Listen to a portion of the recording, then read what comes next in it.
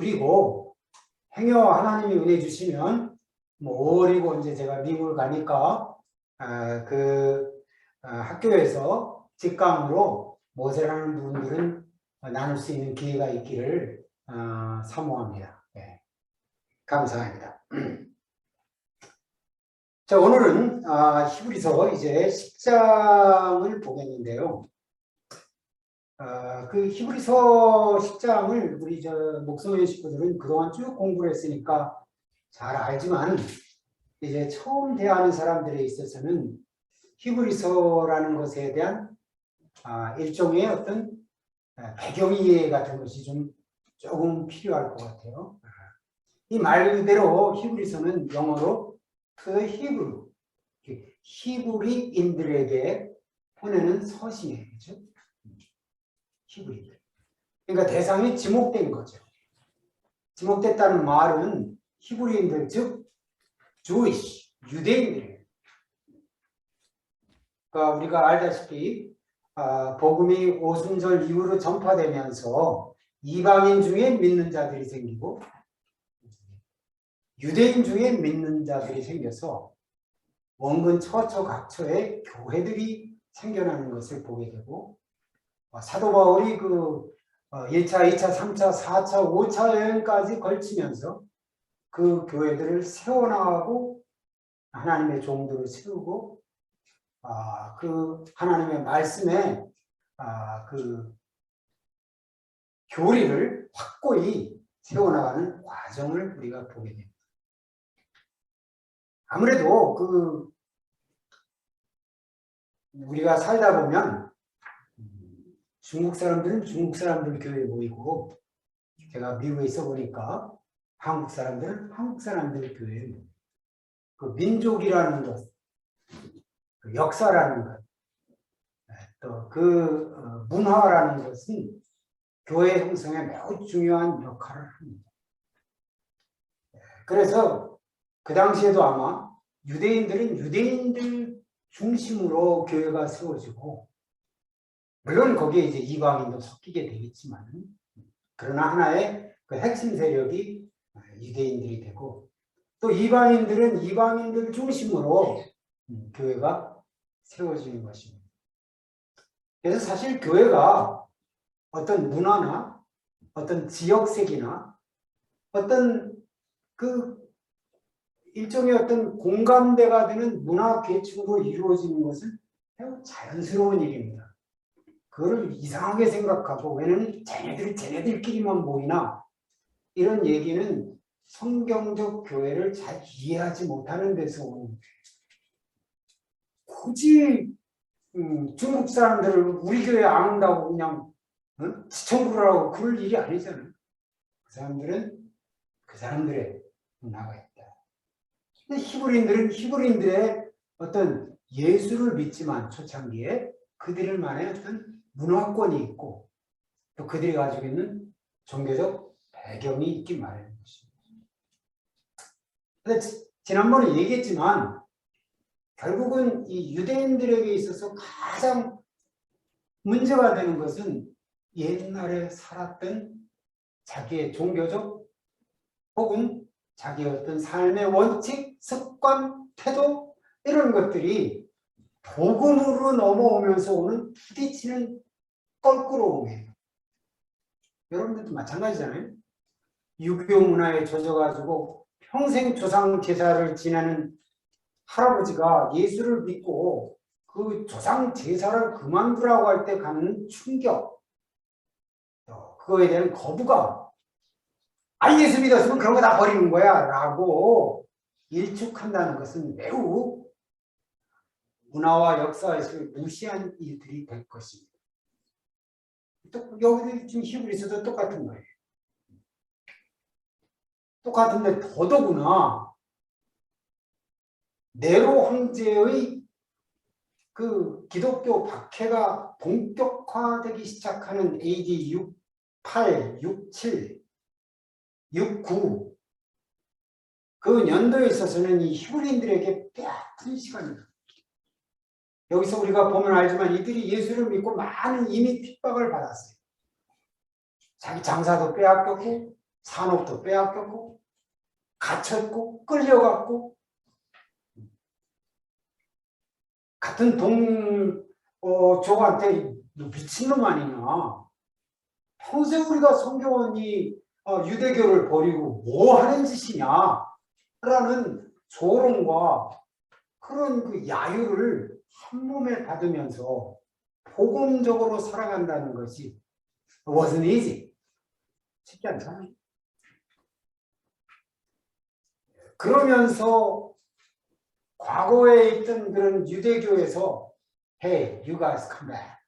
거기서 더 이상 그렇게 핍박받고 더 이상 그렇게 바보 취급당하면서 우리가 지금은 예수 믿는 믿음이라는 것이 크리스찬이티에서 all over the world에서 메인 종교가 되었지만 그 당시에는 뭐예요? 하나의 싹테리언이에요. 말하면 하나의 뭐예요? 뭐죠? 신천지 같은 거? 뭐라고 얘기하죠 우리가? 이단이었다. 우리 이단. 이단 싹 털었어.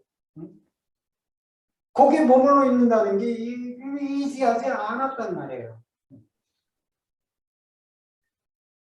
그 이지하는 가운데서 당하는 그 고통과 수치와 유혹 가운데서 제일 빠른 길은 back to original. 옛날로 돌아가는 거죠. 그게 제일 쉬운 거예요. 이 옛날로 돌아가려는 이 히브리인들에게 다시 복음으로 끌어당겨서 복음의 믿음 가운데 세우려는 이 저자가 그 복음 가운데 세우려고 돌아가지 않게 하려고 배교하지 않게 하려고 그래서 히브리서는 수없이 배교의 그 경고가 나오잖아요. 그것을 설명하는데 뭐를 사용하겠어요? 히브리인들이 가지고 있는 구약 성경적, 제사의식적, 레위기적, 모세율법적 신앙과 예수 그리스도를 믿은 믿음의 신앙의 그 관계가 어떻게 설정되어 있는 것이며 우리가 왜 과거로 돌아가지 말고 이 복음의 그리스도 앞에 우리가 스틱되어서 죽기까지 신앙을 지켜야 되는 믿음을 가져야 되는가? 믿음, the faith, 필세 우호를 설명하는 것이 근데 불행히도 누가 썼는지 어디에서 썼는지 we don't know. 혹자는 로마에서 혹자는 고린도에서 혹자는 그레테에서 썼다고 하지만 아무런 물증이 없어요. 다만 있는 것은 히브리서 13장에 디모데라는 이름이 등장함으로 말미암아 아직 디모데가 살아있는 시기이다. 바울은 죽었는지 살았는지 모르는 시기예요. 디모데가 그런데 그 복음에서 돌아서지 않게 하기 위한 그 핵심. 그러니까 히브리서는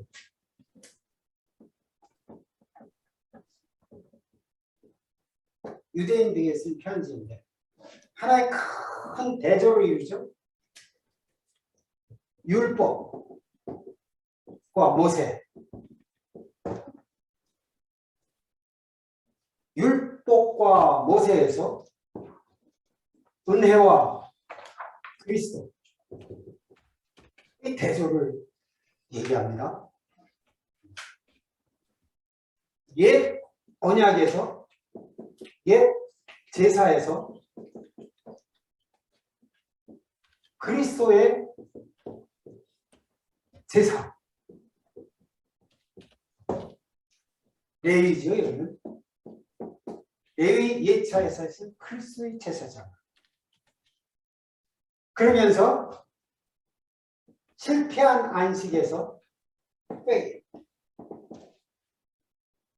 성공한 안식으로 또 뭡니까? 중요한 것은 Old Covenant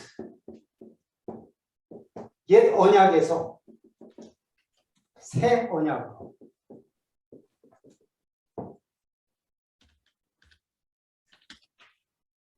이 모든 것들을 히브리서에는 뭐라고 비유를 하고 있냐면 이건 그림자다. 섀도우. 그럼 이건 뭐냐? 이것이 뭐야? 실체라. 히브리서의 구조가 그렇게 되어 있는 거죠.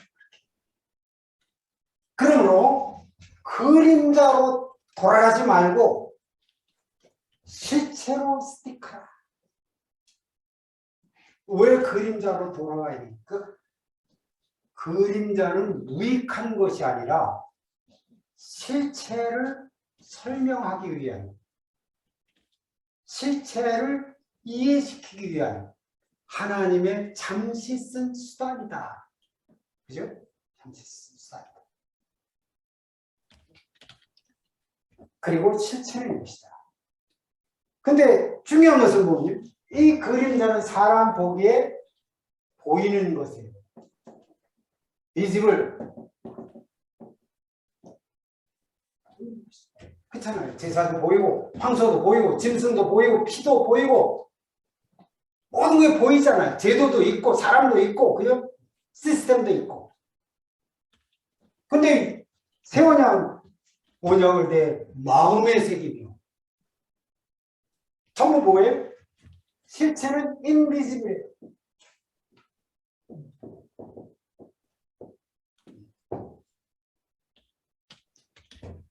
우리 생각에 그림자가 비지블이고 실체가 비지블이어야 되는데 실체는 안 보이는 거예요.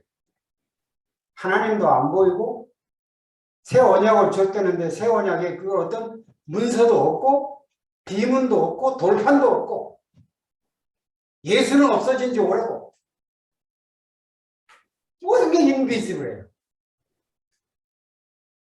그런데 사람은 보이는 것에 집착하게 돼요? 보이지 않는 것에 집착하게 돼요? 보이는 것에 집착하기 쉬운 거예요. 일단 이 강대상이 있어야 교회 같고 그렇지 않습니까? 목사님이 뭐 이런 거 하나 두르고 서 있어야 그럴듯하고 왜? 다 그 appearance effect 보여지는 효과 이게 종교의 효과 아닙니까?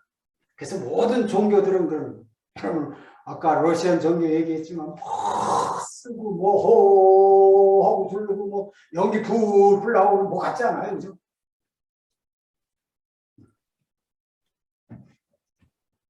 그러면은 이 그림자적인 이런 이미 모세의 율법은 돌판에 새겨져 왔고 옛 제사는 지금도 저기서 행해지고 있고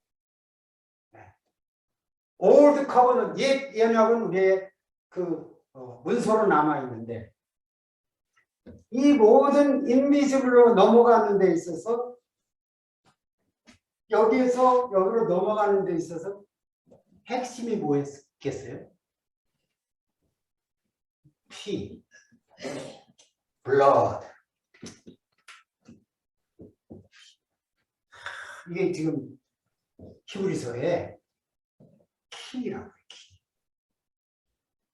그러니까 비지블한 그림자를 믿지 말고 인비지블한 실체된 은혜의 그리스도의 제사장된 안식의 약속과 새 언약을 믿으려면 뭐를 지나야 되느냐?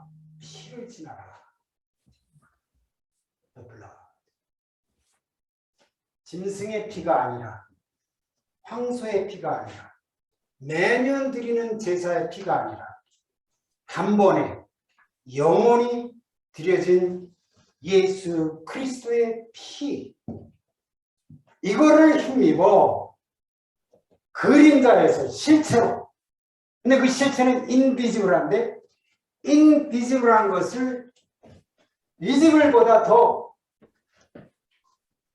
안 보이는 것을 보이는 것보다 더 실체로 간주하는데 가장 필요한 게 뭐가 있어요? 믿음. 그래서 히브리서가 믿음장이 됩니다.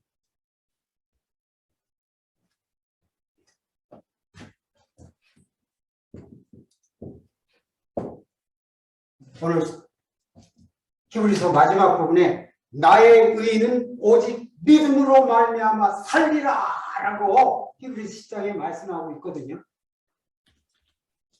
By faith.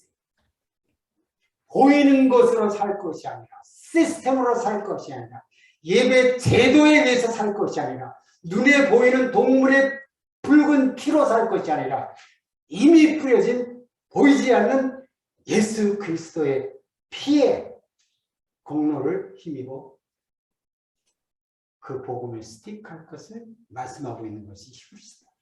히브리서의 핵심적 배경은 그것입니다. 그래서 저는 아침에 오면서 계속 찬송합니다. 나의 죄를 씻기는 예수의 피밖에요. 나를 정케 하기도 예수의 피밖에요. 우리 한번 같이 불러볼까요? 찬송가 252장. 우리 1절, 3절, 5절 한번 같이 불러봅시다. 시작. 나의 죄를 씻기는 예수의 피밖에 없네.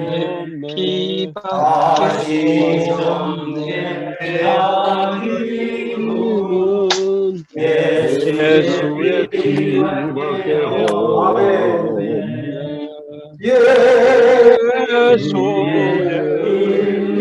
나를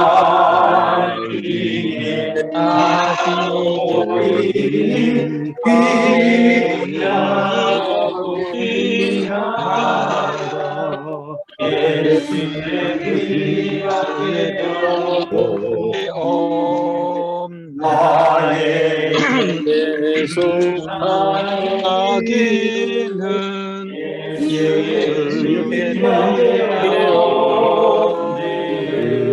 나를 부르시니 예수의 피밖에 없네.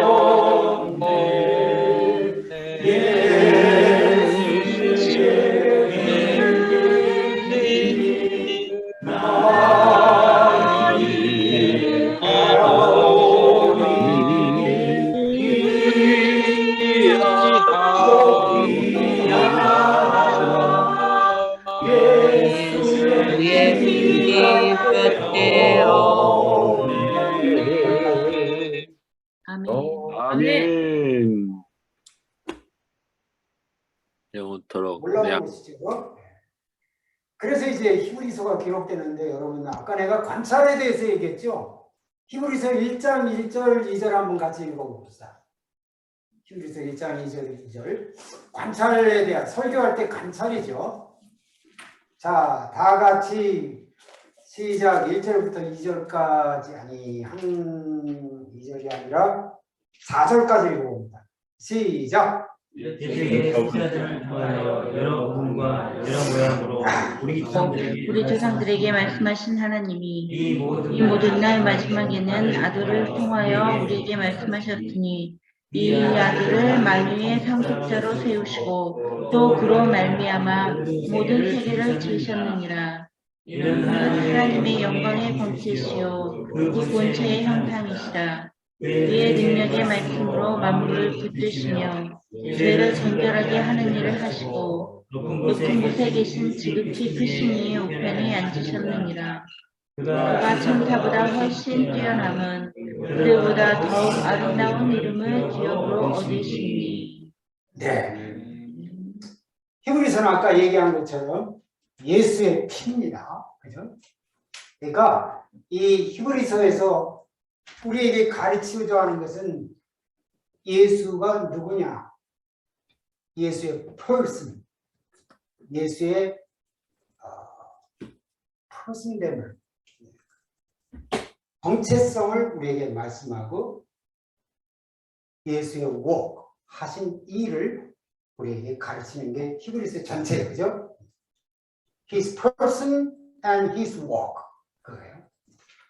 그래서 히브리서를 주도하는 메인 그 스테이트먼트는 3장 1절에 이렇게 기록된, 그러므로 함께 하늘의 부르심을 입은 거룩한 형제들아, 우리의 믿는 도리의 사도시며 대제사장이신 예수를 깊이 생각하라.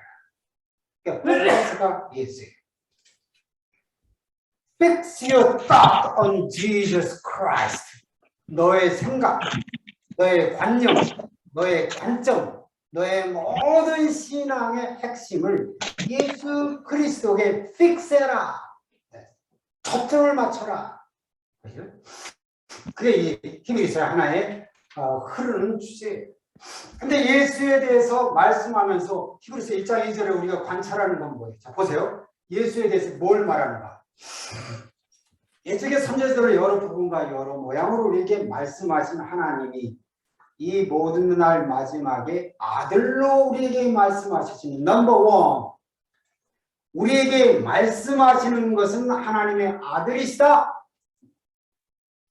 nothing but, 다른 게 아니라 우리가 성경에서 그 말씀을 듣는 것은 다 아들을 통하여 말씀한 것이다. 넘버 원, observation의 관찰이에요. 그죠? 예수님께서 너희가 성경에서 영생을 얻는 줄 알고 상고하니가 이 성경은 다 내게 대하여 쓴 것이라고 말씀했죠. 그러니까 예수 그리스도의 인성과 예수 그리스도의 그 퍼슨을 알지 못하고는 하나님의 말씀을 알 수 있다 없다? No way. 둘째, 이 아들을 만유의 후사라고 세우고, 두 번째, 이 예수 그리스도는 뭐라고요? 만유의 후사다. 또 저로 말미암아 모든 세계를 지으셨느냐? 예수가 누구라고요?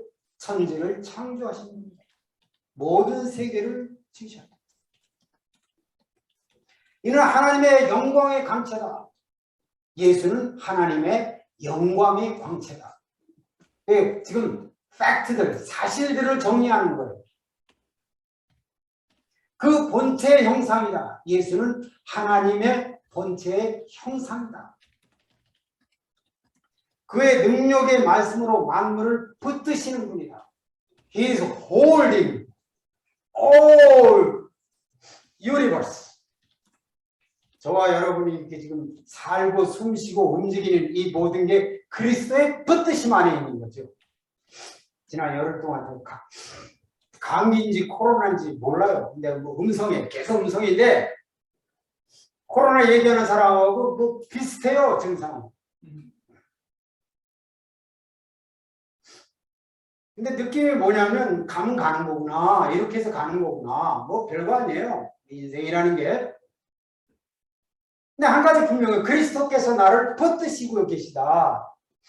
만물을 붙드시는 주님, 그 붙드시는 주님 때문에 제가 지금 여기 앉아 있는 거 아시겠어요?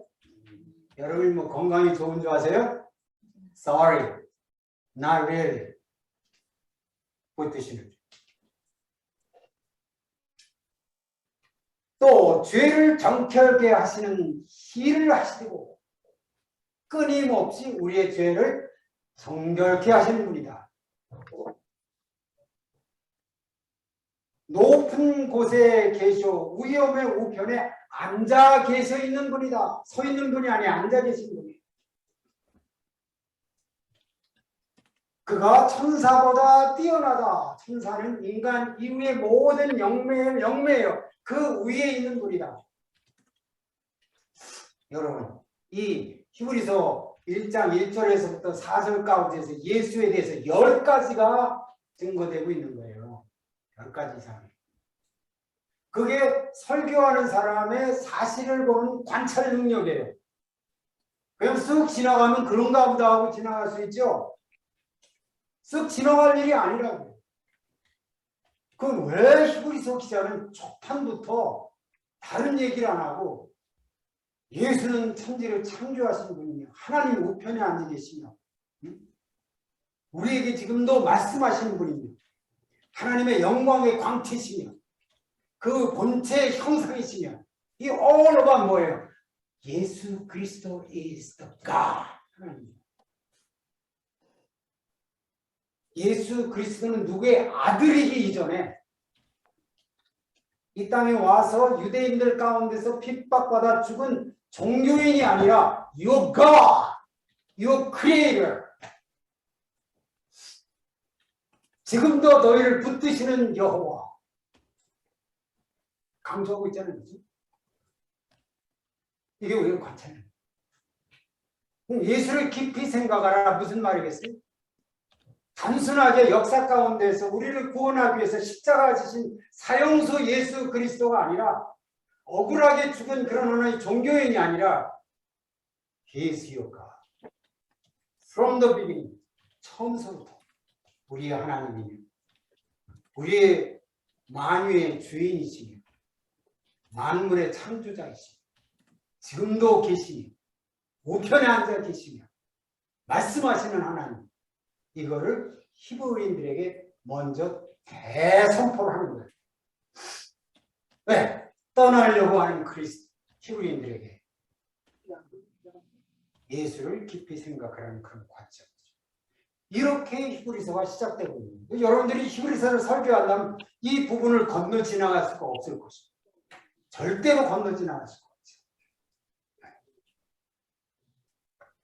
아까도 말한 것처럼 설교라는 것은 그렇게 복잡하고 힘든 게 아니에요.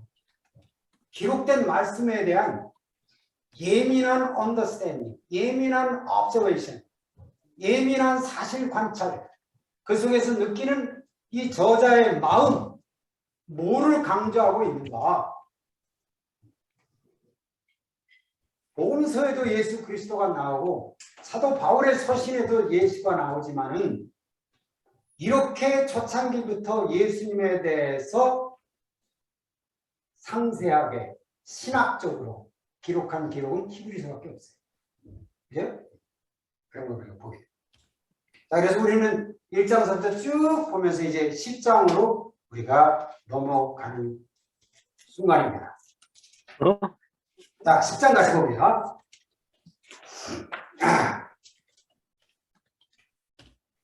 먼저 한 17절 말씀까지 한번 읽어보겠습니다. 다 같이 시작. 10장. 율법은 장차 올 좋은 일의 그림자일 뿐이요 참 형상이 아니므로 해마다 늘 드리는 같은 제사로는 나음은 자들을 언제나 온전하게 할 수 없느니라. 그렇지 아니하면 숨기는 자들이 단번에 정결하게 되어 다시 죄를 깨닫는 일이 없으리니 어찌 제사 드리는 일을 그치지 아니하였으리요. 그러나 이 제사들에는 해마다 죄를 기억하게 하는 것이 있나니 이는 그리스도와 염소의 피가 능히 죄를 없이 하지 못함이라. 그러므로 주께서 세상에 임하실 때에 이르시되 하나님이 제사와 예물을 원하지 아니하시고 오직 나를 위하여 한 몸을 예비하셨도다. 번제와 속죄제는 기뻐하지 아니하시나니 이에 내가 말하기를 하나님이여 보시옵소서. 두 마리 책에 나를 밝혀 기록된 것과 같이 하나님의 뜻을 행하러 왔나이다 하셨느니라. 위에 말씀하시기를 주께서는 제사와 예물과 번제와 속죄제는 원하지도 아니하고 기뻐하지도 아니하시라 하셨고 이는 다 율법을 따라 드리는 것이라. 그 후에 말씀하시기를 보시옵소서 내가 하나님의 뜻을 행하러 왔나이다 하셨으니 그 첫째 것을 폐하심은 둘째 것을 세우려 하심이라. 이 뜻을 따라 예수 그리스도의 몸을 단번에 들이심으로 말미암아 우리가 거룩함을 얻었노라. 제사장마다 매일 서서 섬기며 자주 같은 제사를 드리되 이 제사는 언제나 죄를 없게 하지 못하거니와 오직 그리스도는 죄를 위하여 한 영원한 제사를 드리시고 하나님 우편에 앉으사 그 위에 그 위에 자기 원수들을 자기 발등상이 되게 하실 때까지 기다리시나니 그가 그가 거룩하게 된 자들을 한 번의 제사로 영원히 온전하게 하셨느니라. 또한 또한 성령이 성령이 우리에게 우리에게 증언하시되 증언하시되 주께서 이르시되 그날로는 그날로는 그들과 맺을 언약이 이것이라 하시고 내 법을 그들의 마음에 두고 그들의 생각에 기록하리라 하신 후에 또 그들의 죄와 그들의 불법을 내가 다시 기억하지 아니하리라 하셨으니. 아멘. 읽기도 힘든데 관찰하기는 얼마나 힘들겠어요. 우리가 성경을 읽다 보면은 이제 읽어서 쉽게 이해돼. 아까 우리가 시편 1편 보는 것처럼 복 있는 사람은 악인의 길을 쫓지 아니하고 죄인의 길에 서지 아니하고 오만한 자의 길에 앉지 아니하고 아주 순차적으로 그냥 읽으면 되는 거예요. 근데 지금 이런 말씀들을 읽다 보면 조금 머리가 아파져요. 머리가. 그러니까 머리가 아프다는 얘기는 빨리 언뜻 이해가 안 되어진다는 것이죠. 성경을 읽다가 머리에 이해가 잘 안 되어질 때는 설교자의 입장에서 다시 권고하거니와 10번, 20번이라도 읽어서 일단 그 말씀을 논리적으로 순차적으로 이해하는 것이 가장 중요한 일입니다. 여기서 뭘 설교할까 이런 생각하지 말란 말이시죠. 자꾸 사람들은 읽고 이해하기도 전에 여기서 뭘 설교해야 되지? 이 말씀 가지고 성도들에게 뭘 증거해야 되지? 아니 이해도 안 되는 말씀을 어떻게 증거한단 말이에요. 그렇죠? 그렇기 때문에 가장 중요한 것은 그 말씀을 있는 그대로 이해하는 거예요. 사실을 파악하는 거예요. 그 사실 뒤에 숨어있는 의미를 깨달아 보는 거예요. 여기에 우리가 많은 참고 자료도 필요하고 선진들의 미리 연구한 기록도 필요하고 여기에 나의 기도도 필요하고 성령의 조명하심도 필요하고 우리의 어떤 성경에 대한 기본적인 지식이 준비되어져 있어야 되는 거죠. 그래서 설교를 하기 전에 그냥 객관적인 팩트를 이해하는 일이 매우 중요하다. 왜 이런 논조로 기록되어져 있는가 하시죠. 따라서 본문을 강해하려면 그 적절한 과정에 따라 먼저 철저히 관찰하고 본문이 보여주는 사실에 입각해서 그 내용을 상세히 정리하고 이에서 연결되어지는 가능한 질문들을 나열한 후에 서기적 연구를 따라 그 질문들을 답변하고 이어서 본문의 내용에 하나님의 보편적인 메시지 차원에서 설명해 나가는 것이 정설적인 연구 과정이고 이것을 우리가 다른 말로 성경 강해다 이렇게 얘기합니다. 성경을 강해한다. 그러니까 성경의 강해 내용 가운데는 본문의 내용을 객관적 사실적으로 일단 정리해서 그 사실 뒤에 숨어있는 그 의미들을 해석해내고 그 해석 가운데서 숨겨진 하나님의 뜻을 찾아나가는 과정 이것이 본문의 해석이에요. 그래서 순차적으로 보면 가장 먼저 해야 될 일이 관찰이고 관찰 다음에 해석을 해야 되고 해석 다음에 강해를 해나가는 것이에요. 그래서 설교하기 이전에 이 강해를 얼마만큼 내 스스로 철저히 정확하게 논리적으로 이해하는가가 설교 준비의 하나의 바탕이 됩니다.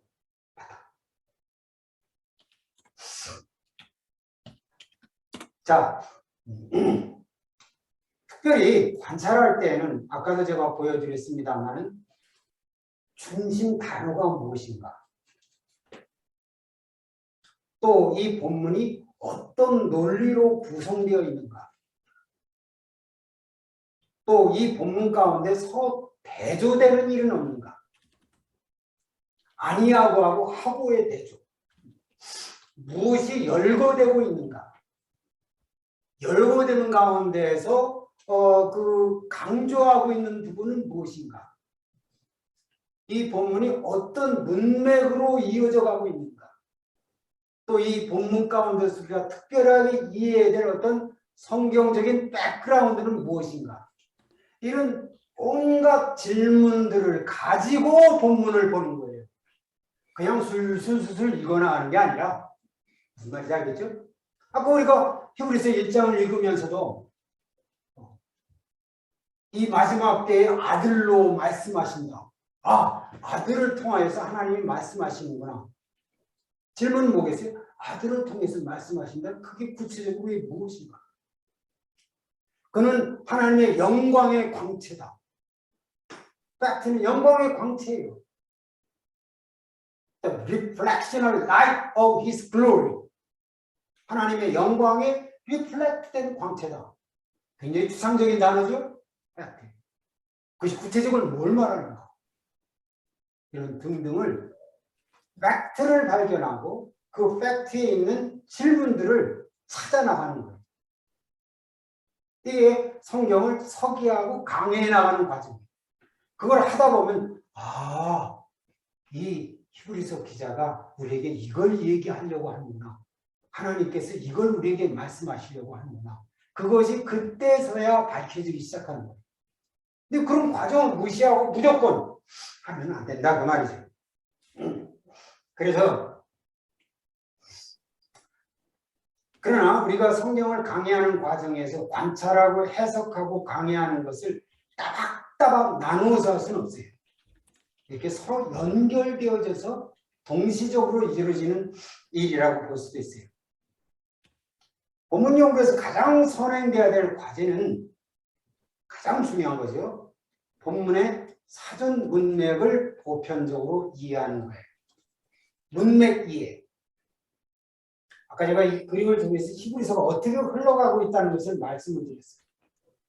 이 흐름 속에서 이 본문이 어디에 위치해 있는가?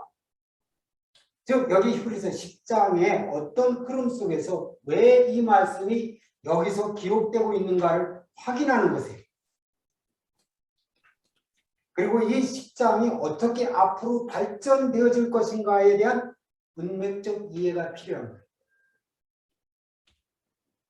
9장에서는 여러분 알다시피 흘림이 없이는 사함이 없느니라 라는 중요한 메시지가 있어요.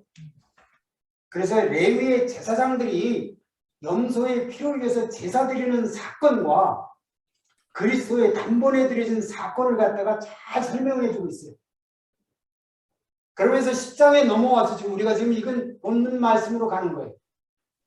그리고 이제 10장 마지막 부분을 보게 되면 이 말씀을 깨달은 자들의 라이프, 신앙의 삶, 담대히 하나님께 나아가자. 선행과 사랑과 선행을 서로 격려하자. 모이기를 피하는 자들의 어떤 습관과 같이 하지 말자. 등등의 어떤 성도들에게 구체적인 삶의 제안들을 마지막에 드리는 거예요. 그러면서 10장에 맞추면 우리는 뒤로 물러가 신륜에 빠질 자가 아니라 영혼을 구원하는 믿음을 가진 자니라 라고 믿음으로 10장이 마치게 돼요. 그러면서 11장에서 뭘 하지? 믿음은 바라는 것들의 실상이 보지 못하는 것들의 증거예요. 그러니까 이게 얼마나 논리적으로 이렇게 전개되어 있다는 것을 보게 되는 거예요.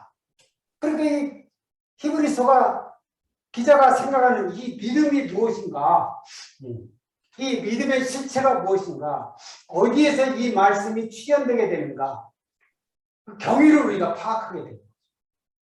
그래야 우리가 설교할 때 이 히브리서에서 믿음이 얘기하는 그 믿음의 실체가 무엇인가에 대해서 정확하게 가르칠 수 있고 설교할 수 있게 됩니다. 이게 다 뭡니까?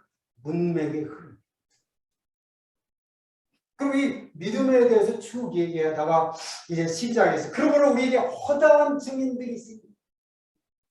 믿음으로 살아가서 허다한 증인들이 얘기하잖아요. 우리가 얽매인 것들을 벗어버리고 믿음의 경주를 하자. 논리적 아니에요?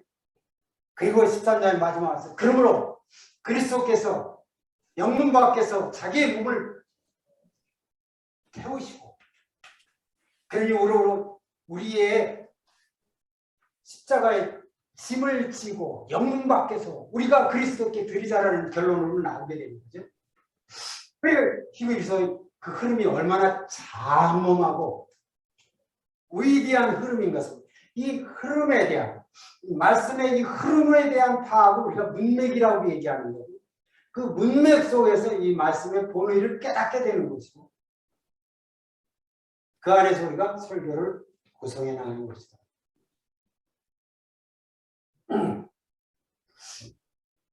히브리서를 연구하면서 시종일관 잊지 말아야 될 주제는 히브리서 저자가 독자들에게 예수를 깊이 생각하라는 3장 1절의 강한 권면이 있다는 것이다. 율법적 종교적에 사로젖어온 히브리들에게 강력한 이방 정치에 닥쳐진 핍박과 다가올 더 큰 순교적 핍박을 예고하는 그들에게 예수 그리스도에 대한 확실하고 굳건한 신학적 이해와 믿음이 고난과 배교의 유혹을 이기고 순교의 신앙을 이어갈 수 있는 유일한 길을 가르치고 있는 것이죠.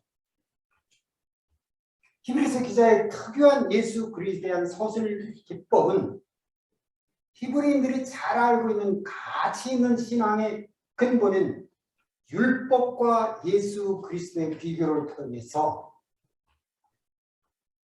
The better Jesus Christ, 더 좋은 예수 그리스도라는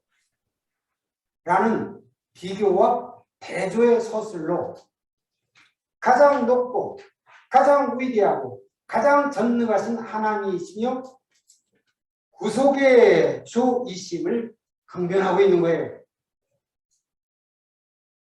여기 10장은 이미 7장에서 시작된 예수 그리스도의 대사장직이 멜기세덱의 단차를 따라오신 것을 7장에서 말했어요.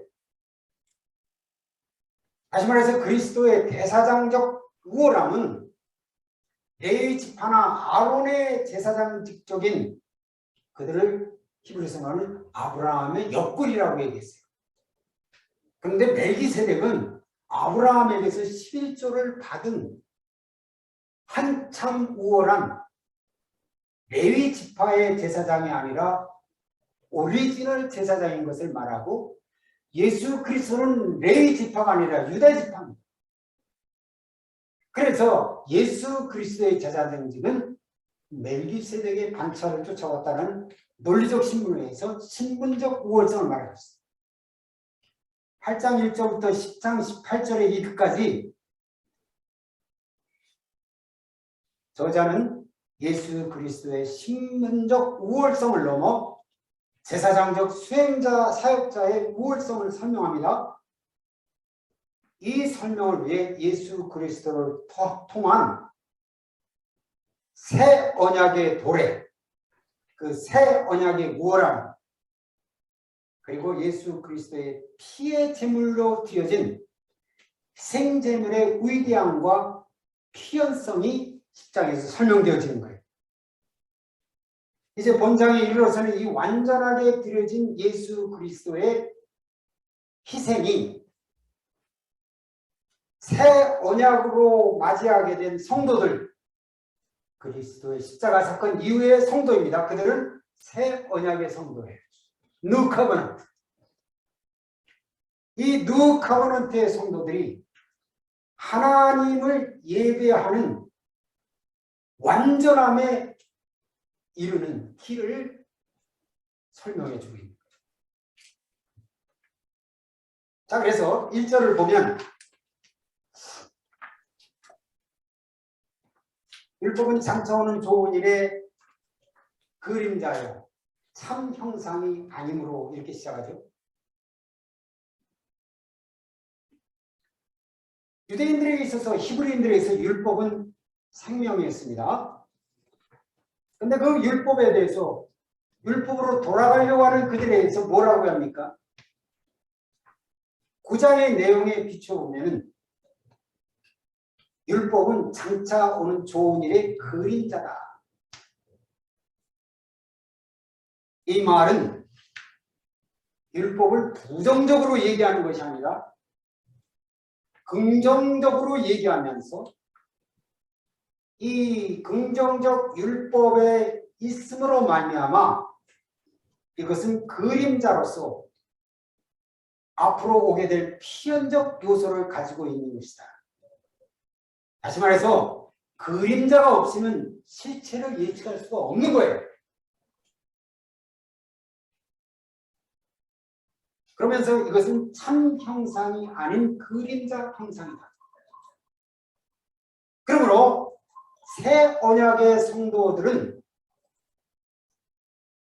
그림자 형상으로 돌아갈 것이 아니라 참 형상으로 나아가. 이 참 형상으로 나아갈 때 이 나오는 자들을 어떻게 한다고 했어요? 온전케 한다. 나오는 자들을 언제든지 온전케 할 수 있다. 이 말은 그림자 가지고는 온전할 수가 없다. 그 말이에요. 율법은 온전케 하지 못한다. 그러나 참 형상은 우리를 온전케 한다. 그 이유는 율법이 참 형상이 아니고 매년 드리는 반복된 제사이므로 온전케 할 수가 없는 것이죠. 그러나 그림자가 있다는 것은 실체를 얘기하는 것이요. 그림자를 하나님께서 유대인들에게 준 것은 실체를 찾으라는 의미인 것입니다. Did you see the shadow? 그림자를 보았느냐? Then saw the reality. 실체를 찾아. 그거 아니겠어요? 그래서 율법은 우리에게 율법 그림자에서 예수 그리스도의 실체를 찾게 하는, 그래서 실체를 만났을 때 그 그림자가 얼마나 위대했던가, 우리 얼마나 등대와 같은 존재였던가, 이거를 깨닫게 해주는, 사도 바울은 이것을 몽학순생이라고 표현했죠. 그러니까 율법이 가치 있는 거예요, 없는 거예요? 가치 있는 거예요.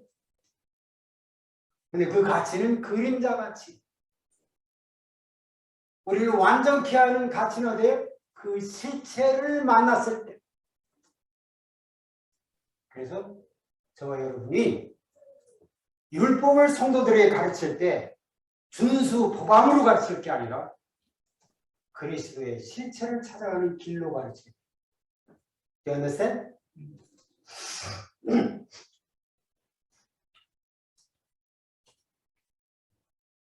항상 여기에는 참 형상과 그림자의 타이포로지가 있습니다. 제가 자주 쓰는 말이죠.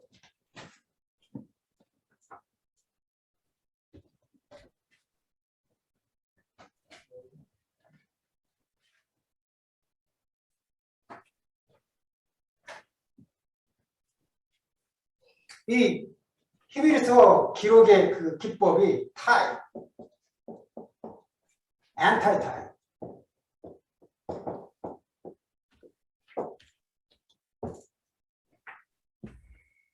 그럼 그림자가 있으면 그림자에 실체가 있다.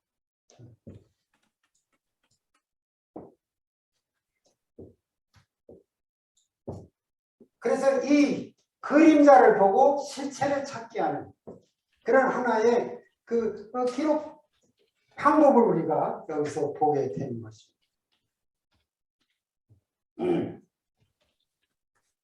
2절과 4절에서는 이걸 좀 더 익스플로어 시키죠. 그렇지 않으면 섬기는 자들이 단번에 정결케 되어 다시 죄를 짓는 깨닫는 일이 없으리니. 여러분 이 말씀에서 뭘 보게 돼요? 율법은 뭐를 깨닫게 한다? 죄를 깨닫게. 율법이 있어야 되는 거예요? 없어야 되는 거예요? 있어야 되는 거예요. 깨닫게 하는 일이 율법이 없으면 깨닫게 하는 일이 없다.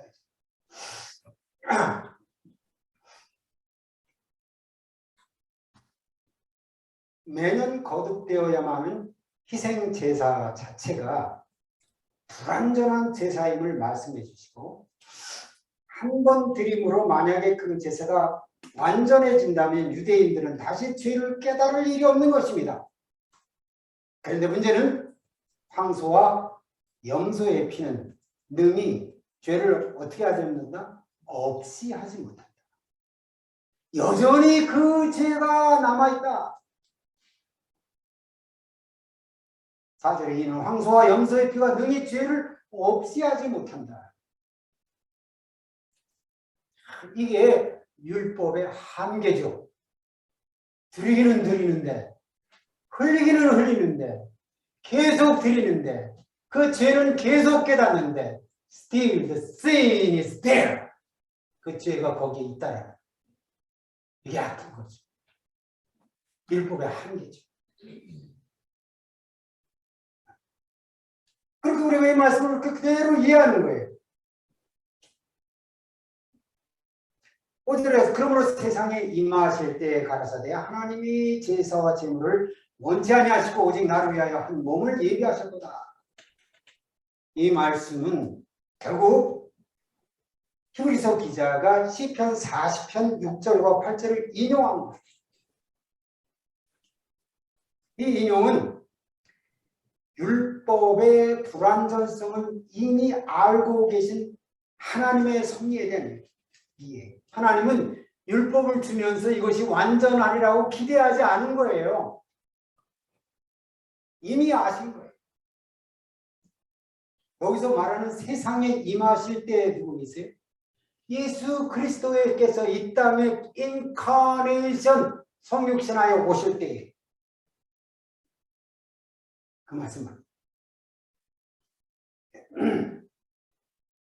세상에 임하실 때 하나님의 제사와 예물을 원치 않으시고 no more 염소의 피, no more 황소의 피, no more 매년 드리는 희생의 피가 아니고 그런 번제와 속죄제는 I don't want to, I don't enjoy, 기뻐하지도 않냐. 이는 다 율법을 따라 드리는 것이라 그 후에 말씀하시고 보옵소서 내가 하나님의 뜻을 행하려 왔나이다. 하나님의 뜻. 그 뜻이 뭐냐? 첫 것을 패하고 둘째 것을 세우고 그림자를 패하고 실체를 세우게 함이라. Do you understand?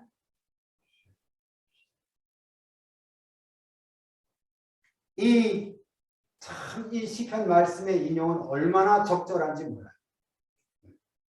아까 얘기했던 과거의 그 율법과 제사의 그 레위 시스템에서 하나님은 더 이상 이것을 기뻐하지도 않냐고 이것을 완전케 할 수도 없다는 걸 알면서 이 그림자를 떠나 실체로 들어갈 때 완전에 들어갈 때 한 몸을 예비하셨다. Who is the body? 예수 그리스도. 사실은 이 한 몸이라는 말이 영어에서는 a body prepared for me, 나를 위해 한 몸이 얘기했다는 말인데 사실은 히브리의 언어 표현하면 귀를 뽑았다 그 말이에요. 귀 뽑았다. 사실은 문자 그대로 보게 되면 귀를 뽑다라는, 귀를 빼다라는 헬라적인 표현은 한 몸이 탄생되다 그 말. 우리나라에도 그런 말 있죠. 기뻐하신 날, 생일을 말하죠. 굉장히 서스라치게 이 헬라 사람들하고 우리하고 통하는 데가 있어. 그러니까 한 몸. 그러니까 그동안에 수없이 드렸던 그런 바디들이 아니라 하나님이 기뻐하시는 한 몸을 얘기했다. 그 한 몸이 준비된 목적이 뭐냐? 이 땅에 하나님의 뜻을 행하기 위하였다. 보소서 내가 하나님의 뜻을 행하러 이 땅에 왔나이다. 할렐루야. 우리 주 예수 그리스도께서 이 땅에 오신 것입니다. 결국 구약의 율법과 시편의 예언은 모든 것이 신약에 나타난 예수 그리스도의 그림자이며 이 성취와 예수 그리스도 몸의 제사로 그림자에서 실체로 전환된 사건인 것입니다. 그래서 첫 것을 폐하시다. 율법의 속죄 제사 제도를 폐한 것입니다. 아까도 말씀드렸습니다. 아직도 이 당시 AD 69, 68, 67년에는 유대인들은 아주 그들의 제사를 드리고 있었어요. 행사가 이루어지고 있었어요. 근데 히브리서 기자는 이것은 하나님이 이미 폐하신 것이다.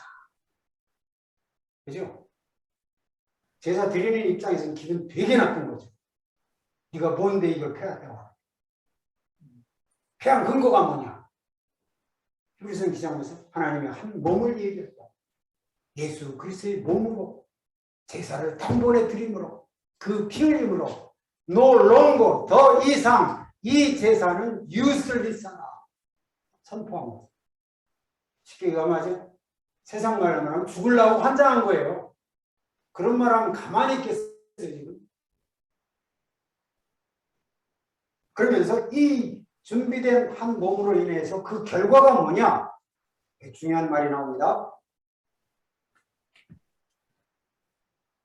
10절 다 같이 한번 읽어볼까요? 시작. 이 뜻을 쫓아 예수 그리스도의 몸을 단번에 기르심으로 말미암아 우리가 거룩함을 얻었노라. 와, 거룩함을 입은 성도는 다시 제사 드릴 일이 없는 거예요. 제사로 끊임없이 드렸지만 죄가 아직 남아있다고 그랬어요. 그래서 끊임없이 죄를 깨달으면서 끊임없이 제사를 드렸어요. 근데 예수 그리스도가 우리의 죄를 위해서 십자가에 단번에 들으심으로 한 몸으로 들으심으로 성도는 뭐가 됐어요? 거룩하게 됩니다.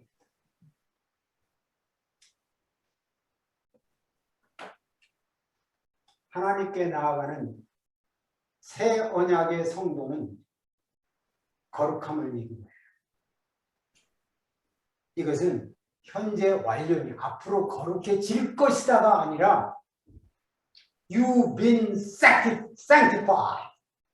너는 이미 거룩해졌노라.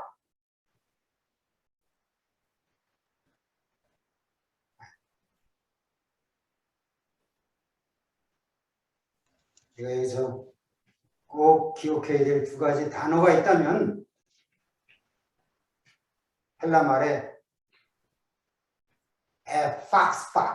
에파팍스라는 말이 있어요. 에파팍스라는 말은 영어의 once for all, 단번에라는 말 가운데는 영원성이 있는 것이고 영원한 효과를 말하는 것이고 단 일회적인 사건을 말하는 것. 한 몸이신 예수 그리스도요. 한 번 드려주고 그 sanctify 된 거룩하게 된 효과가 eternally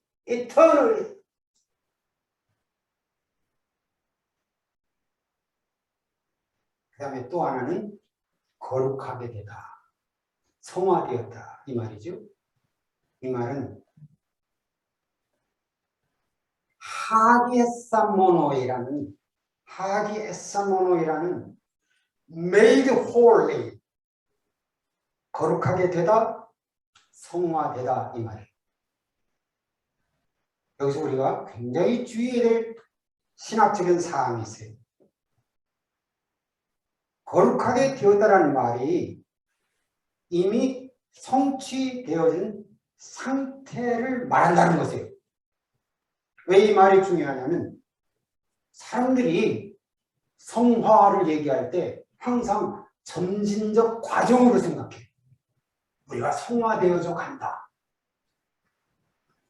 우리가 예수를 믿고 의롭게 되어서 우리의 삶이 성화되어져 간다. 이런 사고를 우리가 가지고 있죠. 그래서 무슨 죄를 지어도 다 성화의 과정이니까 그 과정을 거쳐서 다 거룩하게 되는 거야. 그 개념은 굉장히 위험한 개념입니다. 의미는 있어요. 그렇지만 성경이 우리에게 거룩함을 얘기할 때 You have been sanctified. 이미 거룩하다고 받았느니라 그 말이에요.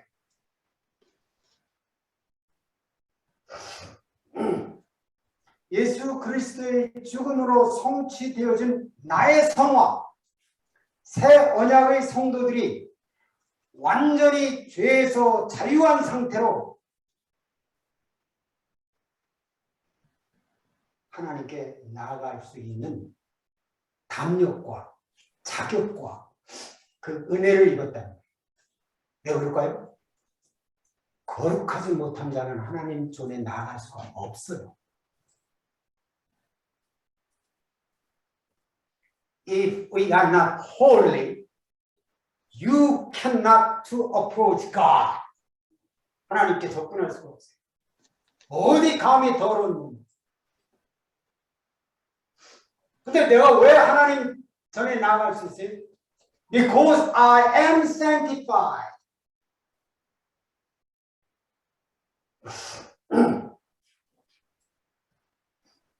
그래서 이 가르침 속에서 뭐라고 말씀합니까? 저희 제물로 거룩하게 나들을 영원히 온전케 하십니다. 그러니까 우리가 온전하는 것은 어느 한 순간에만 그런 것이 아니라 한번 sanctify 되면 그 sanctify 된 것은 영원히 우리를 온전케 하는 거예요. 영원히 우리가 온전하기 때문에 거룩했기 때문에 우리가 하나님 전에 나아갈 수 있는 거예요. 어떻게 온전했겠어요? 또 성령이 우리에게 증거하시되 뭘 말하고 있습니까?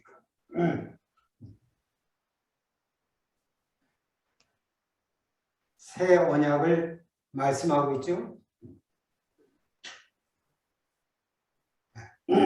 에레미야서 31장 이걸 인용하고 있는 거예요.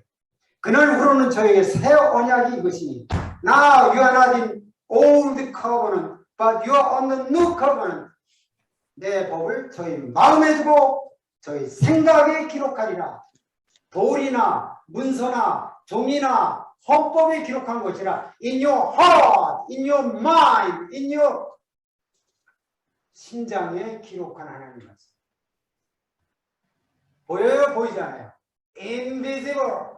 보이지 않아요?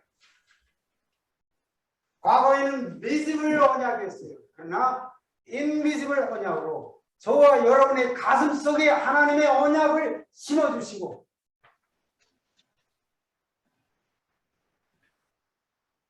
후에 또 저희 죄와 율법을 내가 다시 기억지 않으리라. 할렐루야. No longer, no more I will remember their sin. 이게 은혜예요. 이게 은혜라고요. 우리가 부부간에 살면서도 기분 안 좋을 때 과거에 잘못한 것이 한 번씩 꺼내게 되면 기분 되게 나쁘죠. 그 얘기 또 하냐고. 다 잊어먹었는 줄 아는데 안 잊어먹더라고요. 우리 집사람 다 잊어먹었다고 나는 믿고 있어요. 인간은 안 잊어먹어요. 그럼 하나님은 잊었다고 얘기했어요. 잊었다고 얘기했으면 믿어야 될 거야, 믿지 말아야 될까? 하나님 내 죄를 잊으셨군요. 내가 얼마나 악한 놈이라는 것을 잊으셨군요. 그게 은혜예요. 왜? 예수 그리스도께서 우리를 sanctify 시켜주시고 그 sanctification이 eternally 효과를 주기 때문에 이것을 사하셨은즉 다시 죄를 위하여 제사 드릴 게 없다. 제사 드릴 게 없는데 why you are trying to go back to Rabbi system? 그거잖아요. 그러므로 이제 19절에서부터 설교가 나오는 거예요. 19절부터 한번 읽어보는 거예요. 다 같이 시작. 그러므로 형제들아 우리가 예수의 피를 힘입어 성소에 들어갈 담력을 얻었나니 그 길은 그 길은 우리를 위하여 휘장 가운데로 열어놓으신 새로운 살 길이요 휘장은 곧 그의 육체니라.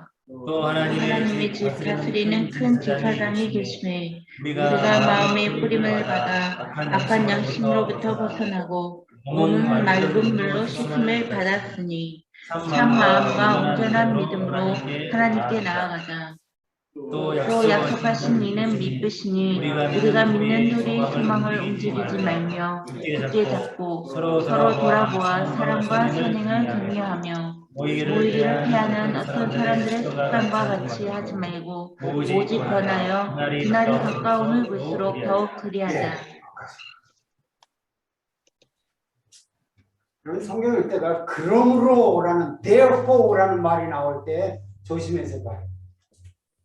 성경 기자는 항상 우리의 그 신학적인 설명, 우리의 그 영적인 그 신분에 대해서 충분히 설명하고 복음의 가치를 설명한 다음에 나오는 것은 꼭 그러므로예요.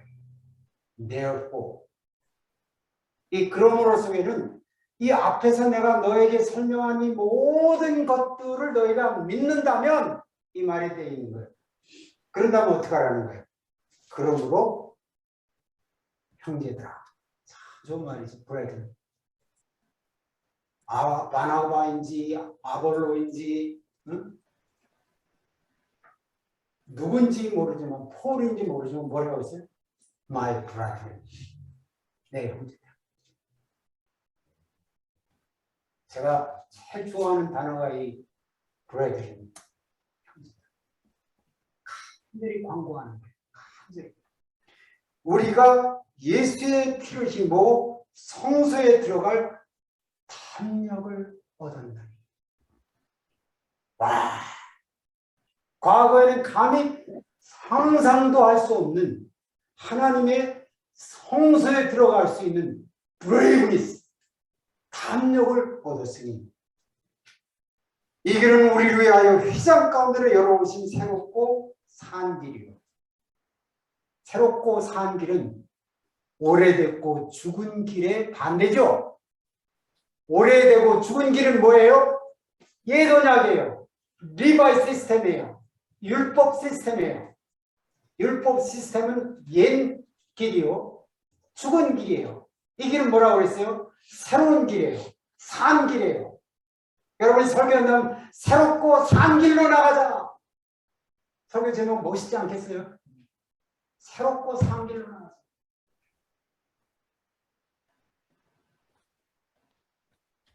휘장은 곧 저희 예수님의 육체입니다. 또 하나님의 집 다스리는 큰 제사장이 계심에 우리가 마음의 뿌림을 받아 양심의 악을 깨닫고 몸은 맑을 물로 썼으니 참 마음과 온전한 믿음으로 하나님께 나아가자.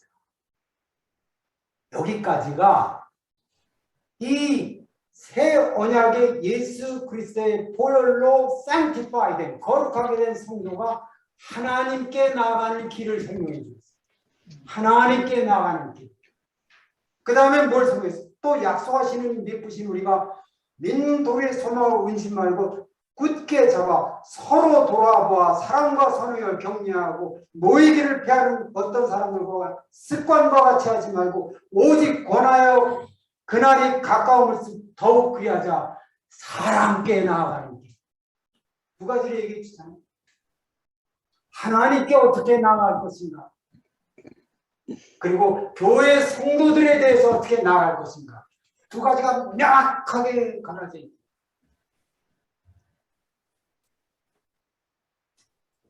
그러므로 이 부분의 설교 제목은 예수 그리스도의 피로 거룩함을 입은 성도가 나아가는 신앙의 길.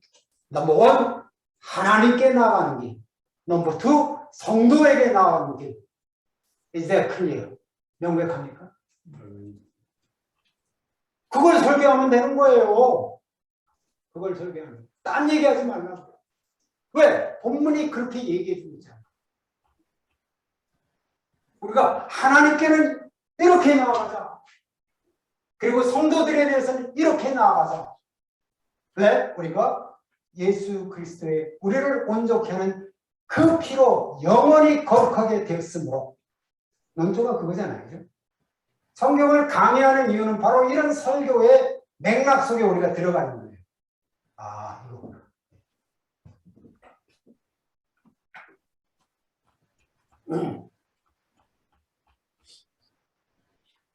그러므로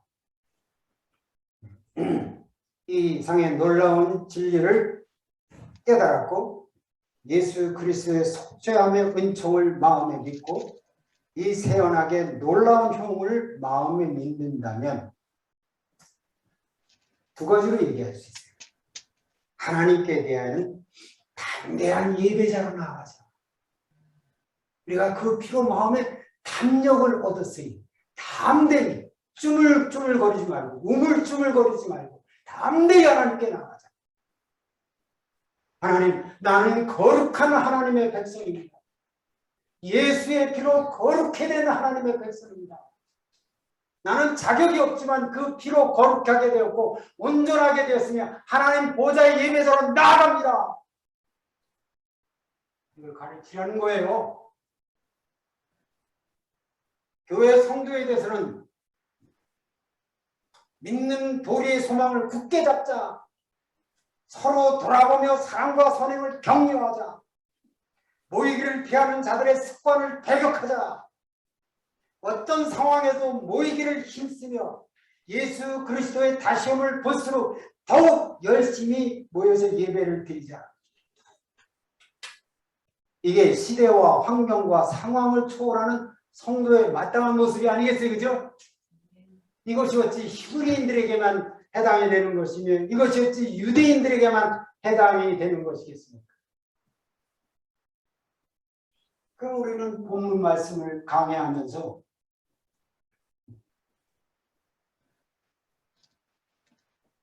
근데 특별히 하나님께 나아갈 때 보세요. 22절 하면 다 같이 읽어보세요. 시작.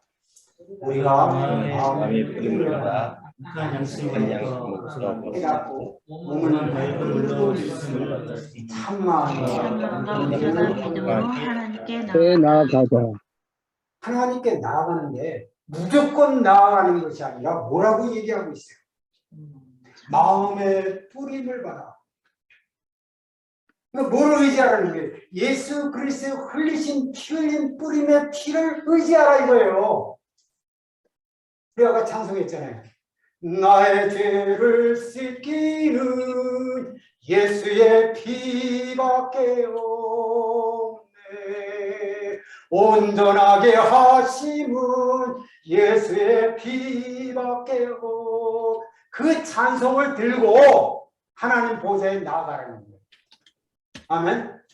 우리가 무슨 면목이 있다고 하나님께 나갑니까? 그러면 그 피의 뿌림을 받으면 어떻게 된다는 거예요? 우리가 양심의 학을 깨닫는다는 거예요. 예수 믿는 사람이 온전할 수는 없어요. 완전하게 행위가 올바를 없어요. 그러나 악을 깨닫게 되는 거예요. 하나님, 이게 내가 잘못됐습니다. 하나님, 이것이 하나님 앞에서 부끄러운 일입니다. 뭐에 의해서? 예수 그리스도의 보혈을 비추었을 때. 그런 마음으로 나가는 예배의 모습으로 해서 온전한 마음으로 참 믿음으로 나가는 거다. 그러니까 여러분들이 주일날 예배 드리는 것이 그냥 형식이 아니에요. 그 피에 의지해서 그 완전한 피에 의지해서 감사함과 기쁨과 온전함과 나의 연약함을 그대로 참 쏟아 놓으면서도 그 피가 완전함으로 하나님 보좌에 담대히 나가 그의 이름을 찬미하고 찬송하고 하는 이것이 성도의 마땅한 죽을 때까지 은퇴로이다.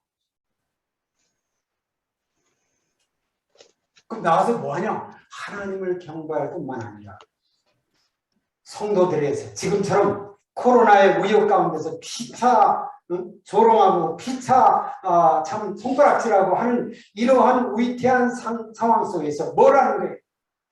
믿는 도리의 소망, 피의 보혈의 믿음의 소망을 굳게 잡으라. 돌아보라. 사랑과 선행을 격려하라. 손가락질하지 말고 이것저것 잘못했다가 비판하지 말고 사랑하고 토닥거려주고 어깨를 만져주고 참 잘하셨습니다. 잘 참으셨습니다. 격려하고 자꾸 모이기를 주춤거리는 사람을 격려해서 모이게 하고 우리가 이럴 때일수록 예수님 앞에 나갑시다. 이럴 때일수록 우리가 하나님 보좌에 나갑시다. 여러분 여기 전부 반대되는 행위를 누가 하는 줄 알아요? 사단이 하는 거예요. 모이기를 폐하잖아. 그거 갖다 괜히 코로나나 걸려. 성도들 모이면 서로 비방만 하더라. 그거 목사가 잘못돼 먹었어. 모든 그런 악한 계략으로 이 시대를 농락하고 있는 게 사단이나요. 푸틴 같은 그런 사람이 형제를 위해서 목숨을 버리는 것보다 사랑 더 큰 사랑 없다고 하면서 자기 친족, 멸족들을 전쟁터에 내보내는 것과 똑같은 짓을 하고 있는 거예요.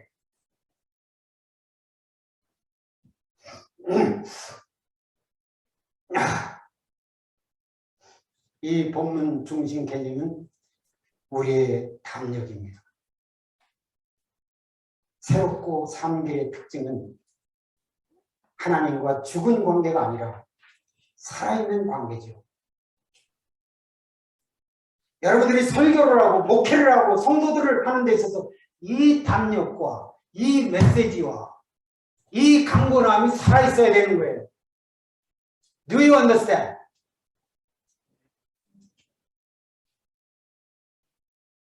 이거면은 지금 이 본문 말씀 가지고 충분히 설교 한 편이 되지 않겠어요?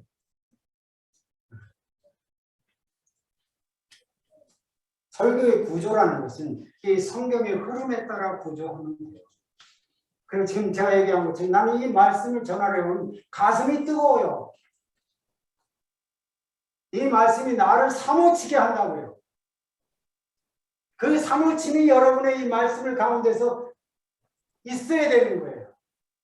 그것이 설교로 구조화되고 메시지가 되고 성도들의 삶을 생각할 때 너무나 안타까움이 되고. 구보 식구들 이해하십니까?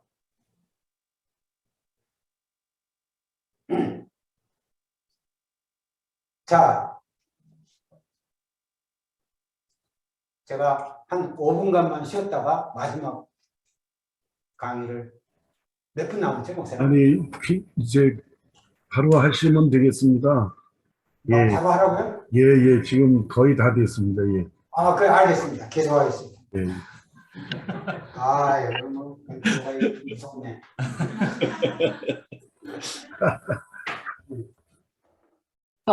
그러죠? 네. 근데 이제 여러분들 그 본문으로 다시 들어가서 봅니다. 26절.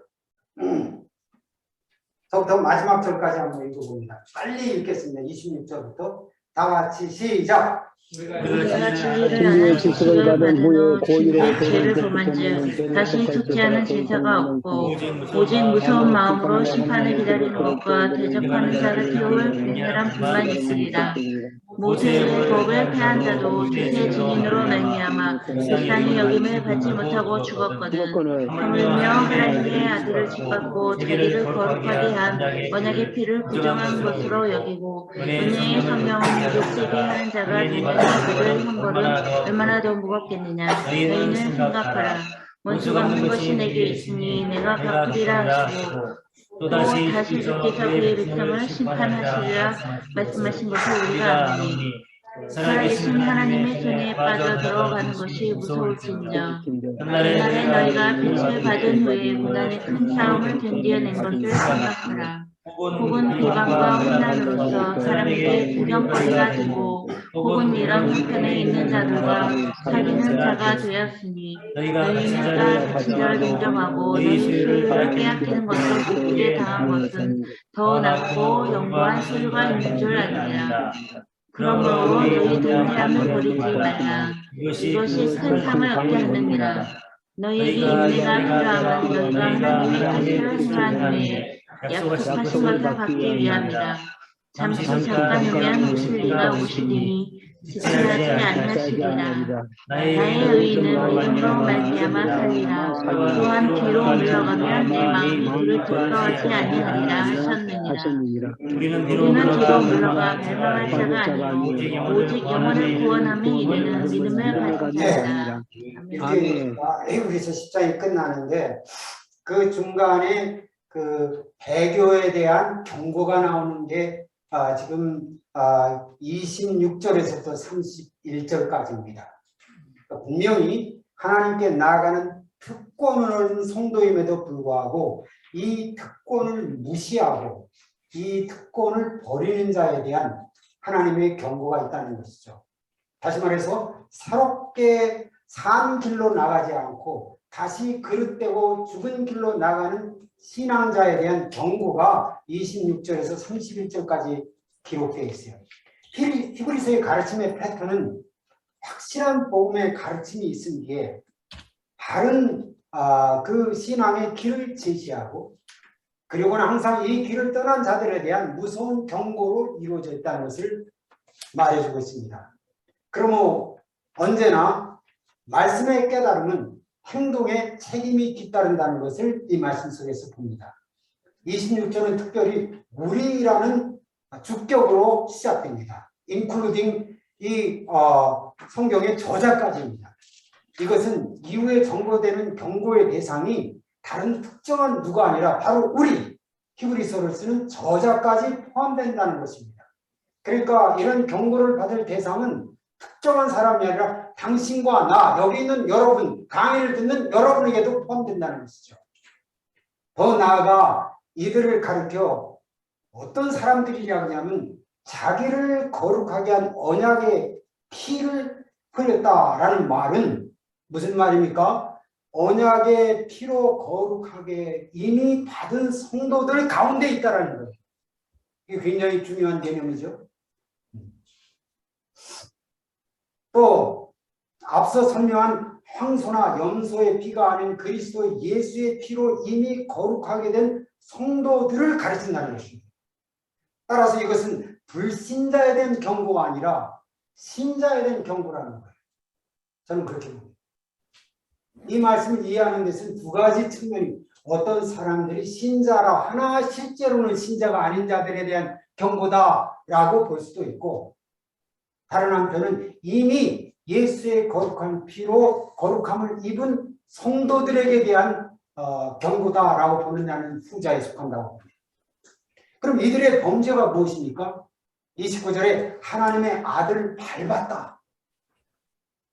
참 무서운 얘기죠. 다시 말해서 하나님의 아들의 영적 권위를 무시했다. 이그노했다. 더 이상 하나님의 아들이 아니다. 라고 얘기하는 것입니다. 또 언약의 피를 부정한 것으로 여기다. 그리스도의 피의 효능을 거부하는 것입니다. 따라서 다시 율법으로 돌아가기 위한 종교로 돌아가기 위한 그런 자기 변명을 늘어놓는 사람들인 것입니다. 뭐라면 이런 사람들은 예수의 피를 부정한 것으로 여긴 자들입니다.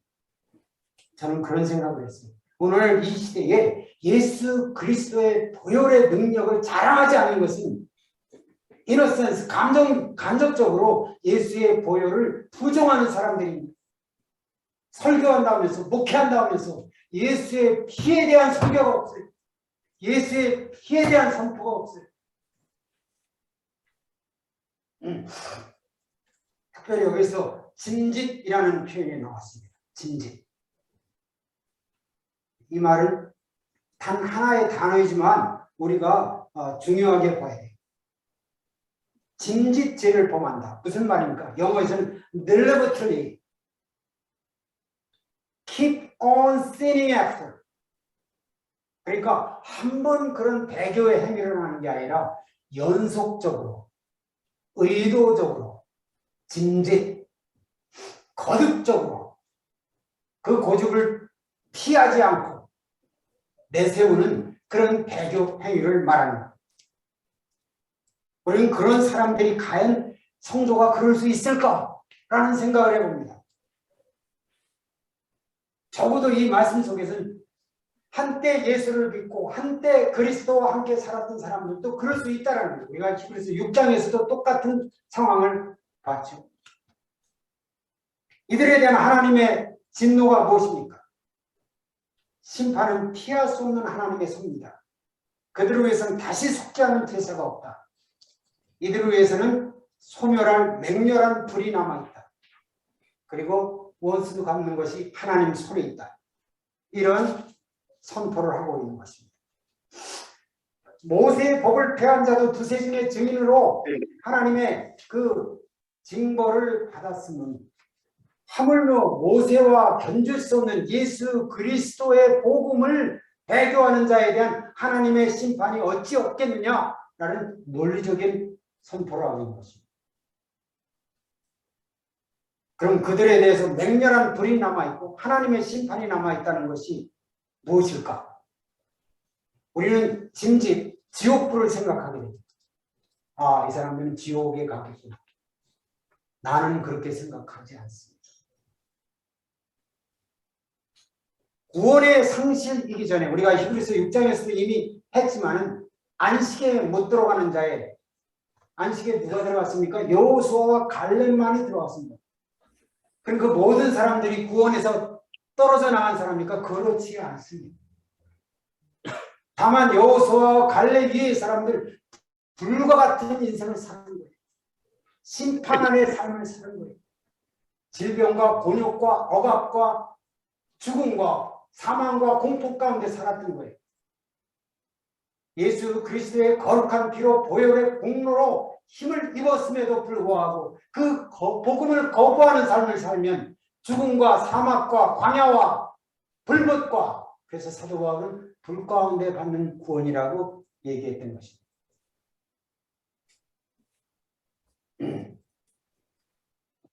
그럼 이 심판의 경고가 주는 목표가 무엇인가?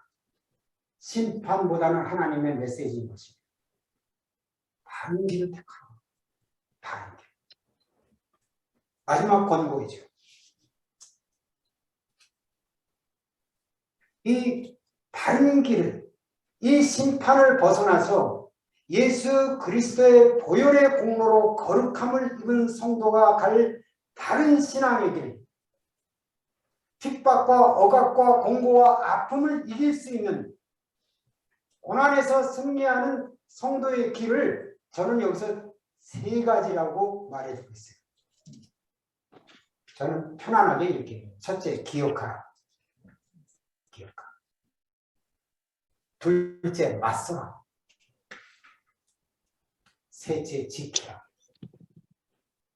세 가지를 고난에서 승리하는 성도의 길. 첫째, 기억하라. 뭘 기억하라는 거예요? 지나간 날들의 믿음의 승리를 기억하라는 것이죠. 뭐라고 얘기했어요?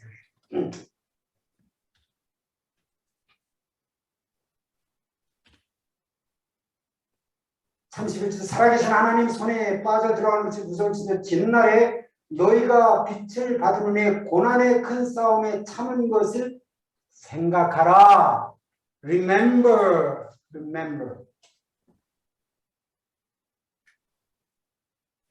현재 고난을 이겨나가는 신앙의 첫 번째 비결은 지나간 날들의 믿음의 승리를 remind하는 것입니다. 기억하는 것입니다. 고난의 큰 싸움을 선. 이것은 굳게 서다라는 하이펜메나이트라는 뜻인데 참으면서 아픔을 참으면서 물러서지 않고 견디며 살아온 삶, 이거를 기억하라는 거죠. 왜? 과거에 우리가 이렇게 고난의 큰 싸움을 참고 이기고 축복을 받았는데 Why should I go back? 이 말씀 속에는 우리가 이 신앙의 생활을 승리하는 데서 가장 중요한 첫 번째 일은 지나간 일들의 신앙의 승리, 신앙의 축복, 신앙의 은혜를 기억하는 것이 오늘 승리의 힘인 거예요.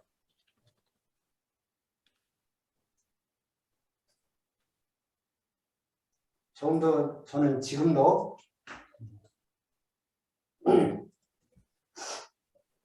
가끔 가다가 마음이 해이해질 때 과거 대학 시절에 예수님을 믿고 그 차가운 밥을 먹으면서도 시골의 한 구석을 예배당 바닥에서 자면서 복음을 전하며 저 아래지역에서 서울까지 걸어 올라갔던 사람들에게 우스갯거리가 됐고 구경거리가 됐고 그러면서 복음을 전해왔던 그 지나간 사람들의 아픔 속에서 받았던 은혜, 추억, 감격 이것을 기억하는 것이 이 시간에 나를 겸허케 하고 나를 승리하게 하는 원동력이 되는 것을 보게 됩니다. 많은 사람들이 신앙에 실패하는 것이 옛적을 잊어버리는 거예요. 옛적의 승리를 잊어버리는 거예요. 옛적의 은혜를 잊어버리는 거예요.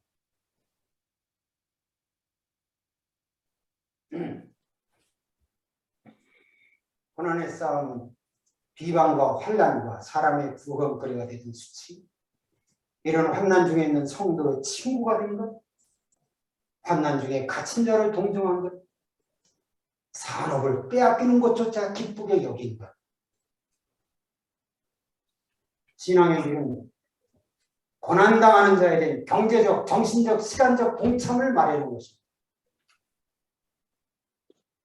우리가 신앙생활한다는 것이 무엇인가? 고난의 동참인 것입니다. 아픔의 동참인 것입니다. 그런 동참을 어떻게 이길 수 있는가? 딱 한 가지. 승리하는 성도에게 하나님의 말을 더 낮고 영구한 산업을 믿기 때문입니다. 더 낮고 영구한 산업. 고난은 보이는 것입니다. 재산 상실은 눈에 보이는 상실입니다. 그러나 이들이 봤던 것이 heavenly words, 하나님의 쌓아둔 하늘의 성급, 하늘의 보화, 하늘의 재산을 안 보이지만 믿었기 때문에 산업을 빼앗기는 것도, 갇힌 자를 동정하는 것도, 아픔에 동참하는 것도, 조롱거리가 되는 것도 능히 감사함으로 여길 수 있다. 그게 바로 믿음이에요. 이게 시작이 이어지는 믿음인 거예요.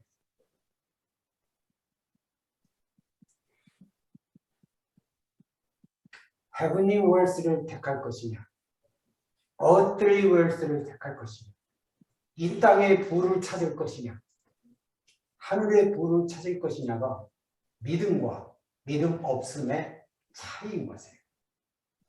믿으십니까? 네. 기억하라. 그럼 어떻게 하라는? 그 다음에는 제가 얘기했죠. 맞서라.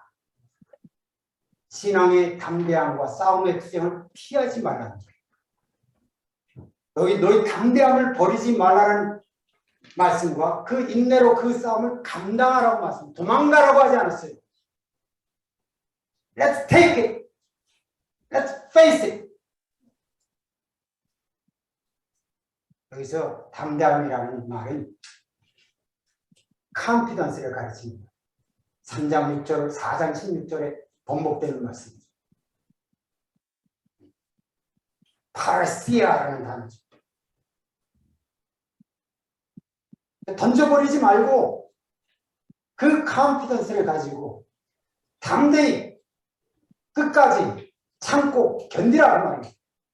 왜냐? 이 성도의 confidence, 담대함이 곧 상의 원천이다. 신앙에는 스탠딩은 없어요. 담대히 나가거나 뒤로 빠지거나 둘 줄 아는 거예요. 여기서 그걸 갖다 뒤로 물로가 침륜에 빠지는 일이라고 했어요. 뒤로 물로가 침륜에 빠진다는 말은, 이 침륜이라는 말은 영어의 destroy라는 거예요. 패망이라는 뜻이에요. 패망의 삶으로 들어간다. 옛 생활, 옛 습관, 옛 가치, 옛 것으로 돌아가는 배교행위, 앞서 나온 본문과 관련된 거예요. 이로 돌아가는 자는 하나님이 기뻐하시잖아요. 어떻게 이 담력을 가지고 싸울 것이냐? 이 인내의 싸움이 약속받는 길이죠. 뭐라고 했어요? 잠시. 언제까지 싸워야 됩니까? 잠시 잠깐이면 이 오시리가 오시리다. 하나님, 잠시 잠깐이 너무 깁니다. 그게 우리의 믿음의 도전이죠. 오면서 그런 생각했어요. 내가 죽잖아요. 죽으면 나머지 있는 사람들은 이재창 성도가 이 땅을 떠났구나. 오래 무덤에서 기다리다가 우리 주님 오실 때 함께 만나겠지. 라는 아주 긴 시간을 예정할 거예요.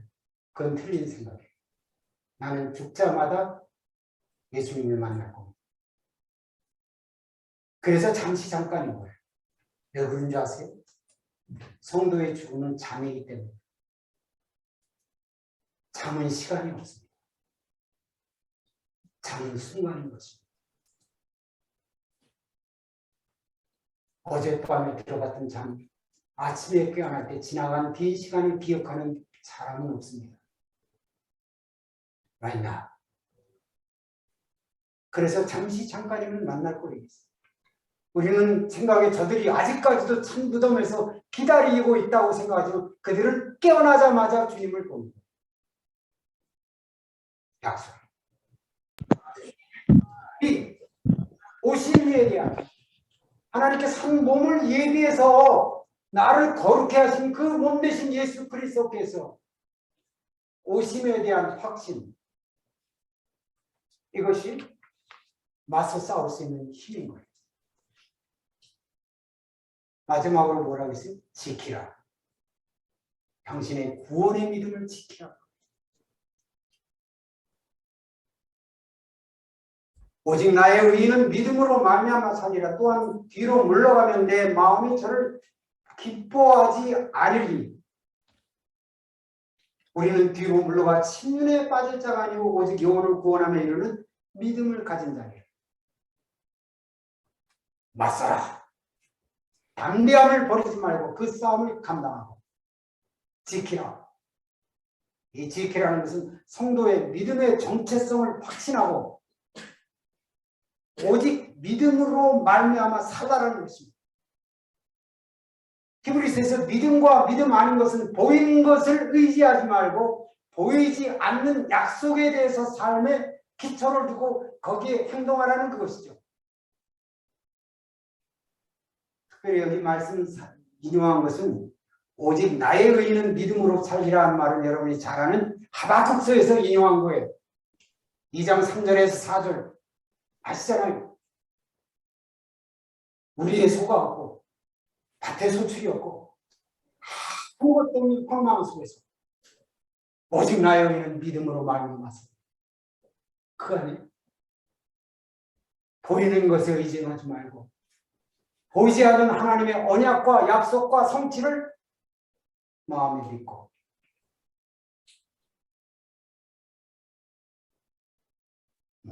하나님이 인정하시는 의인, 믿음으로 의롭다함을 성도, 바울의 핵심 가르침이죠.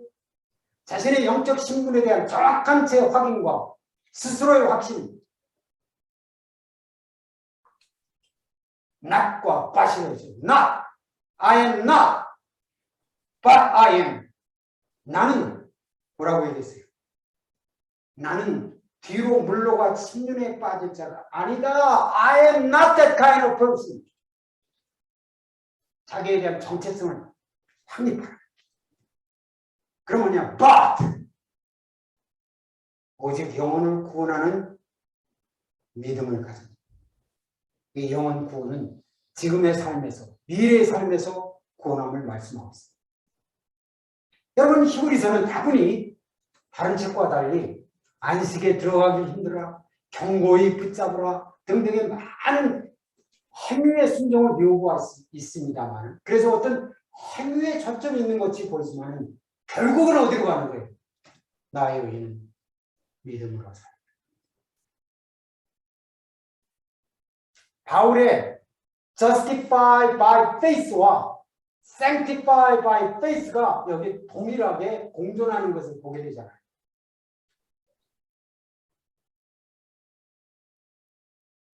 따라서 이 가르침은 자연스럽게 7장 1절에 믿음은 바라는 것들을 실성이 보지 못하는 것, 증거이라는 이 말씀으로 이어질 수가 있는 것. 이 말씀이 단순히 나온 말씀이 아니라 바로 이러한 위대한 성도의 투쟁과 삶을 두고 말씀 주신 거죠. 저는 히브리 14장에 두 가지 설교 example을 얘기했어요. 위대한 설교. 제가 설교를 잘해서 가려니 이 복음은 위대하지 않습니까?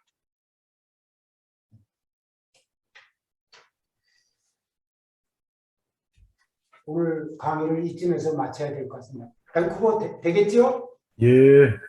아유, 예, 너무 수고하셨습니다. 우리 교수님에게 감사의